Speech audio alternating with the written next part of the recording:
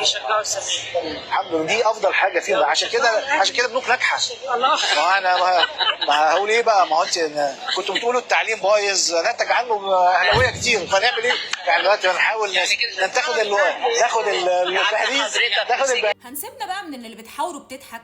انا ما اعرفش بتضحك على ايه، كانه قال لها نكته يعني مضحكاكي قوي كده. لما مسؤول بنك كبير زي البنك الاهلي يطلع يعمل اسقاط على الاهلي وعلى جماهير الاهلي، ويقول اصل معظم مسؤولين البنك الاهلي زملكاويه وعشان كده البنوك ناجحه، وان التعليم بايظ نتج عنه اهلاويه كتير، ده مفروض مش تصريح، ده تصريح كارثي لواحد المفروض ان هو مسؤول في بنك مهم وكبير. منظومه الاهلي اللي حضرتك طالع تتكلم عنه ده شرف لبلدك وانجح منظومه رياضيا واداريا. اللي زي حضرتك المفروض ان هو يقف كتير قوي، ويعني محتاج سنين ضوئيه عشان يتعلم من مسؤولينه ولا حتى من مشجعينه. انا مش عارفه ازاي انت مسؤول وبتغلط في البلد وتعليمها اللي حضرتك مسؤول فيها. ازاي؟ اذا كان بوظان التعليم طلع اهلاويه كتير، فمعلش يعني فساد القطاع المصرفي من خلال بنكك اللي للاسف اسمه البنك الاهلي، يعني للاسف والله العظيم طلع مسؤول فاسد زي حضرتك.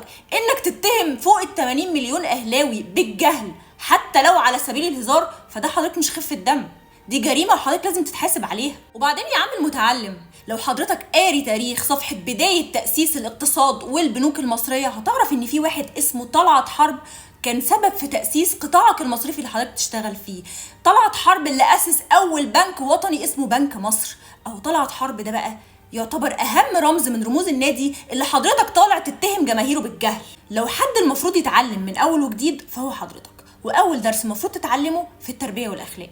صباح الفل عليك، والاهلي فوق الجميع.